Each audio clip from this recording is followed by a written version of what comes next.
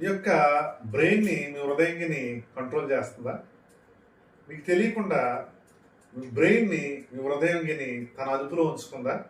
మీరు ఒకసారి ఈ మాటల్ని క్షుణ్ణంగా అర్థం చేసుకోవడం ప్రయత్నం చేయండి. మీ బ్రెయిన్ని, మీ హృదయంగిని ప్రభావితం చేస్తుందేమో. అలా చేస్తే ఒక్కొక్కసారి మీరు చాలా నష్టపోతారు. ఎందుకని నేను ఎలా అన్నానంటే, హృదయం బ్రెయిన్ని అనేక ప్రలోభాలకి గురి చేస్తుంది. మన దైనందిన జీవితంలో దాన్ని గమనిస్తే మనకు అర్థమైపోద్ది. ఉదాహరణకి, మీరు ఒక పని ఈరోజు చేయాలని మీరు అనుకున్నారు. చేయాలని మీరు చాలా ప్లాన్ చేసుకున్నారు, దానికి ఏర్పాటు కూడా చేసుకున్నారు, మంచిదే.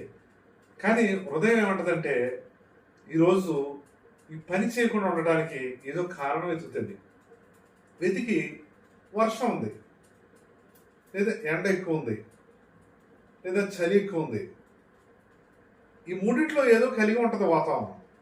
కానీ హృదయం ఏం చెప్తుందంటే, ఈరోజు ఎండ చాలా ఎక్కువగా ఉంది కదా, తీవ్రత, లేదా వర్షం ఎక్కువగా ఉంది కదా, లేదా చలి ఎక్కువగా ఉంది కదా, ఈ పనిని తర్వాత రోజు చేద్దాం, లేకపోతే ఎప్పుడైనా చేద్దామని హృదయం మన మైండ్ని కమెంట్ చేస్తుంది.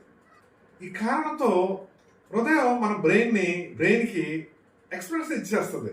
ఈరోజు చేయాలన్న పని రేపు చేసినప్పుడు ఈ రోజుని మనం కోల్పోయామన్న సంగతిని మనం గ్రహించాలి. మీకు అర్థమవుతుందా?